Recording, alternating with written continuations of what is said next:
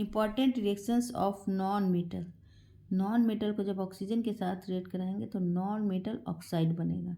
Sulphur को जब oxygen के साथ रिएक्ट कराएंगे तो सल्फर डाइऑक्साइड। कार्बन को जब ऑक्सीजन के साथ रिएक्ट कराएंगे तो कार्बन डाइऑक्साइड। फास्फोरस को जब ऑक्सीजन के साथ रिएक्ट कराएंगे तो फास्फोरस पेंटा ऑक्साइड बनेगा। सिलिकॉन को ऑक्सीजन के साथ रिएक्ट कराएंगे तो सिलिकॉन ऑक्साइड बनेगा। नॉन मेटालिक ऑक्साइड को जब वाटर के साथ रिएक्ट कराएंगे तो एसिड बनेगा। कार्बन डाइऑक्साइड को जब वाटर के साथ रिएक्ट कराएंगे तो कार्बोनिक एसिड बनेगा। सल्फर डाइऑक्साइड को जब वाटर के साथ रिएक्ट कराएंगे तो सल्फ्यूरस एसिड बनेगा। SO3 को जब H2O के साथ रिएक्ट कराएंगे तो सल्फ्यूरिक एसिड बनेगा। P2O5 को जब वाटर के साथ रिएक्ट कराएंगे तो फास्फोरिक एसिड बनेगा। B2O3 को H3BO3 के साथ रिएक्ट कराएंगे तो बोरिक एसिड बनेगा। सिलिकॉन ऑक्साइड को जब H2O के साथ रिएक्ट कराएंगे तो सिलिकिक एसिड बनेगा। मेटालिक ऑक्साइड को जब एसिड के साथ रिएक्ट कराएंगे तो साल्ट और वाटर बनेगा।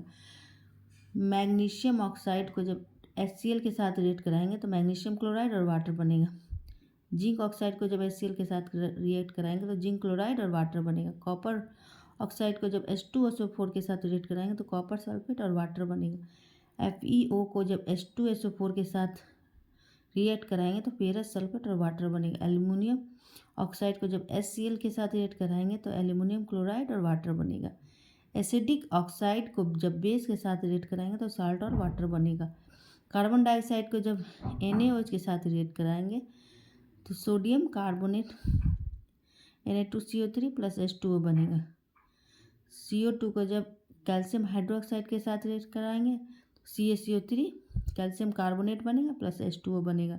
SO2 को NaOH के साथ रिएक्ट कराएंगे तो Na2SO3 प्लस H2O बनेगा।